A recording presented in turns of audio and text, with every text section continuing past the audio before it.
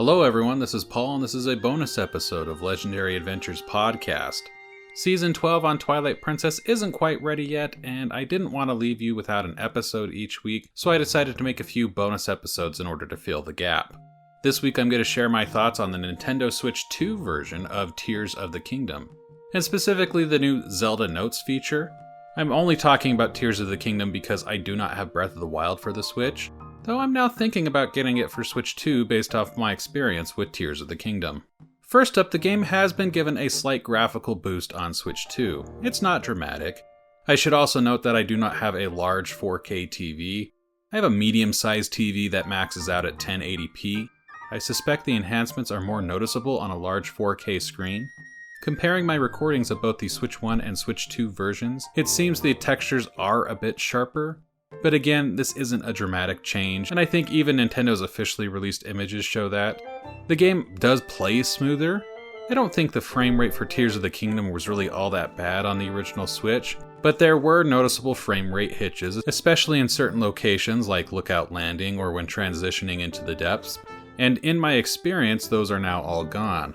The bigger draw is Zelda Notes. It's a surprising return of dual-screen gaming to the Legend of Zelda series. It somewhat echoes the Tingle Tuner, but it is ultimately its own thing. You might recall that when talking about the Tingle Tuner in Season 9 with my wife Mandy, I did briefly touch on the possibility of that kind of dual-screen experience being brought back through a phone app, but I didn't really expect it to actually happen.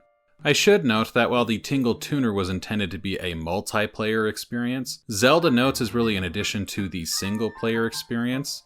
There are some very light user interactions, but it's more passive than active. I spent about 2 hours playing around in Tears of the Kingdom just to check out the Zelda Notes app and its features, so let's get into it. If you didn't know, Zelda Notes is actually an app within an app. You access it through the Nintendo Switch app. There are 9 different features within the app, and they are variably interesting. For me, the first 2 are the most interesting, and I don't think many people would disagree. The first feature is known as Voice Memories. This is part of what makes me compare Zelda Notes to the Tingle Tuner. In the Wind Waker, within 3 of the dungeons, the Tingle Tuner was used to find little story moments. In Dragon Roost Cavern and the Forbidden Woods, those little story moments also doubled as hints that players were intended to use to find a hidden rupee. In the Tower of the Gods, however, it was just a story, a bit of lore for Tingle and his brothers within the Wind Waker. The voice memories are more like that last one. They are bits of lore scattered around Hyrule. I went to locations that I figured it would be easy to find the memories when I checked out the features. So I first hit Lookout Landing and I found memories in the bunker underground and at the Skyview Tower. This is one of the Skyview Towers that Purah designed to aid in the restoration of Hyrule. Though it is not quite finished, we have Hudson Construction to thank for how quickly it is coming along. Now, if only Purah could have similar success finding any volunteers to use the paraglider to survey the land from above. I also spent some time poking around the ruins of Castletown and the portion of the castle that remains on the ground. All the memories that I found in these areas were memories of Princess Zelda. The memories themselves are variably interesting. For example, you get a little more detail on the various memories that Zelda has placed all over Hyrule. A memorial. It is said that spirits who are weighed down with regret when they pass on sink deep beneath the ground and wander in search of light. I will place similar memorials at scenes of great loss and pray they will bring light to those wandering souls. But you also might just get a little character moment from Princess Zelda as she describes a pre-calamity dinner in the castle. The dining hall. Father was partial to the seat in front of the fireplace, and Link preferred to stand watch near the entrance while I ate. I still laugh when I remember the look of surprise on Link's face as I returned for my second and then third helping of fruitcake. Finding memories is a bit like a scavenger hunt, or perhaps like finding shrines or other objects in the game itself if you use the Sheikah sensor. I always turn it off. But you get that same beeping hot and cold indicator that lets you know that you found a memory.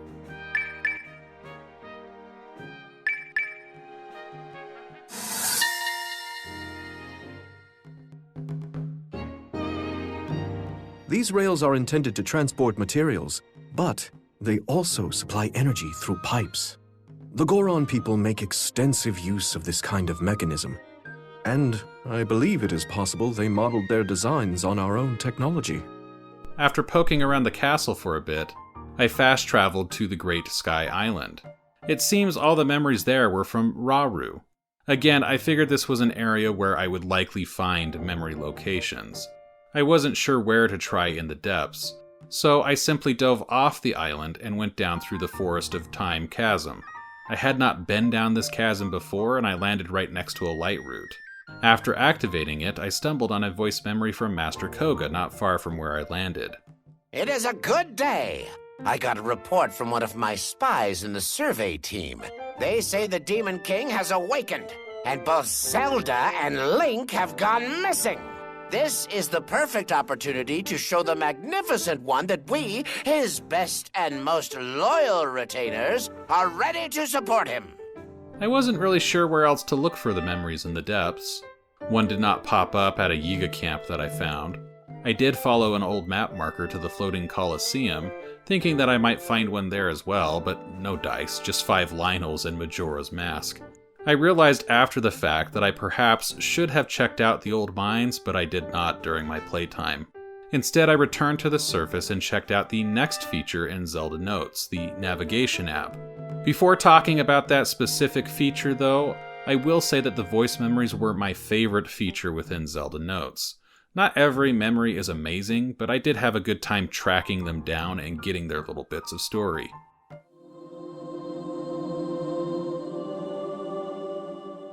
On to the navigation. This is essentially a GPS app specifically for Tears of the Kingdom.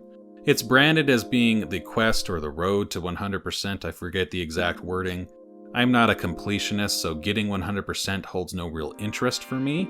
But that said, there are things such as the shrines that I really wouldn't mind finding all of them at some point, and the shrines are the default thing to search for in the app. I fast-traveled within range of part of a map where I had placed some pin marks to mark shrines based off of light routes that I had found in the depths. It was in the Death Mountain area. I then used the navigation map to lead me to the first of those pins. The GPS guidance voice itself gets a little annoying. It's very repetitive. I silenced it after a bit. Please proceed. It also seems like the developers just didn't want to hand things to you, even though they've literally added GPS guidance to the game. And you can use that guidance to locate shrines that you haven't spotted or marked for yourself in any way. But this first shrine I navigated to was located inside a cave. The directions did not directly specify that I was looking for a cave entrance.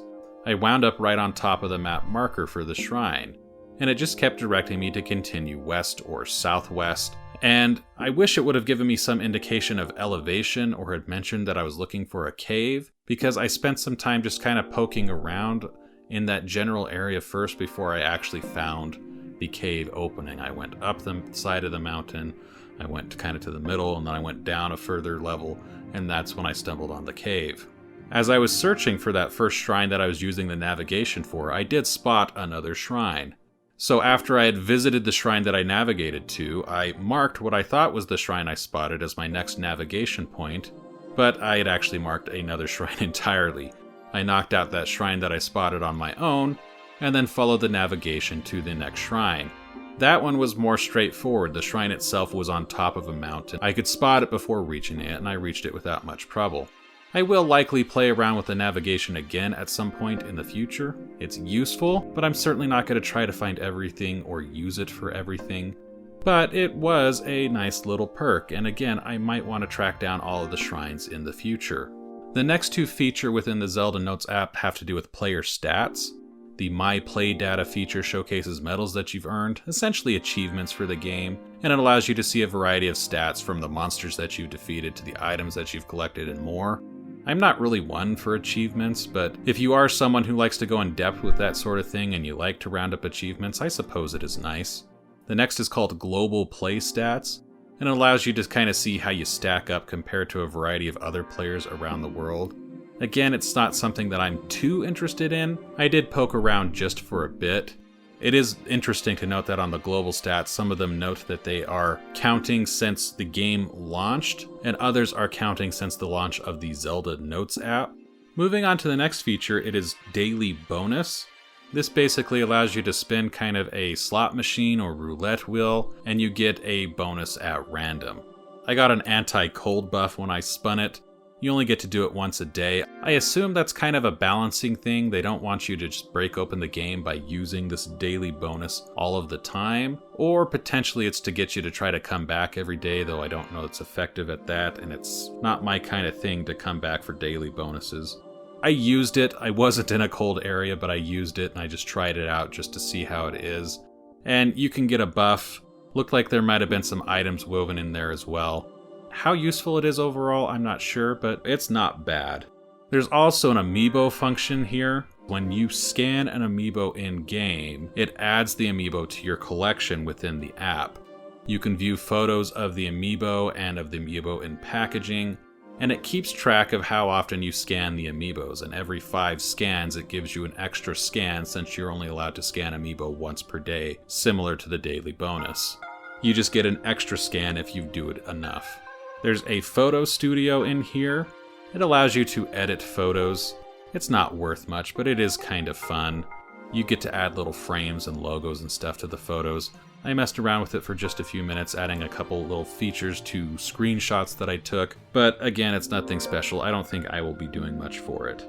Then we get to the 2 features that involve other players. The first is item sharing. This could be useful. You're able to upload items into a box. Then you're able to share a QR code with other people so they can access that box and take the items that you've uploaded for themselves. When I tried to check my QR code, it was broken. I didn't regenerate another one, and I didn't look for anyone else's QR codes. So I really didn't get in depth with this, but it's potentially useful. How much I'm going to use it, I don't know. But I could see someone having some fun sharing items with others and finding other people who are also sharing items. The final one is auto build sharing. You can upload things that you've built that are saved into your auto build and get a QR code that will generate that item when someone else loads it into their game. And you can also get QR codes from other players, load them into your app, and then add them to your auto build. This one I did do a quick search and I found a couple on Thonky.com. I grabbed one for one of the air bikes that I've seen people use all the time on the internet. I've never made one. But if you're familiar with Tears of the Kingdom and you're familiar with what people have been doing online as far as building ways to traverse the map, then you're probably familiar with this. It's 2 fans and a control stick strapped together in a way to make it easy to get around. Lots of people have been doing this that I've noticed. I grabbed one of those, I loaded it into the game, and I used it to reach a falling star that I might not have been able to reach otherwise. It is a useful feature, and I've seen some crazy things that people have built with auto build, and so it's a way, I guess, to kind of share those and bring them into your game and to have fun with the people who are really creative with building stuff and who really push what you can do with building in Tears of the Kingdom. I'm someone who's more functional. The build that I uploaded just for fun is probably the most quote-unquote creative build I ever did within the game, which is that I strapped a few wheels and a control stick to a cardboard cutout of Hudson and drove it around because I thought it was kind of fun. You know, again, I'm more functional. The vehicle that I use the most is 4 big wheels strapped to a flat stone with a control stick on it because I can strap stuff to it and I can get across most terrain. My second most used thing is probably a hot air balloon. So I'm not that creative when it comes to building in Tears of the Kingdom, but I can foresee some fun being done with this, especially if you are one of those creative people, and especially if you want to check out some of the crazy builds other people have been making. Overall, I think the Switch 2 editions are fairly nice. They're not essential if you only have a Switch 1 and you're really only interested in the Zelda titles at this point in time. There's no reason to get a Switch 2 specifically for the Switch 2 editions of Breath of the Wild and Tears of the Kingdom, I feel. They do perform better and they do look slightly better, but it's not such a massive leap that I personally would feel like, oh, this is worth it for the Switch 2. But if you're interested in some of the other titles that are already out on the Switch 2, like Mario Kart World and Donkey Kong Bonanza, which I've been playing both of, and they're a lot of fun, then the Zelda editions are just a nice bonus. Anyway, that'll do it for me in this week's episode of Legendary Adventures Podcast. I hope you enjoyed it. There's a few more bonus episodes coming up in the future, so that I can get Season 12 ready, which will be all about Twilight Princess. I hope you'll stick around and listen for that. I'm Paul Riley, and I will see you next week.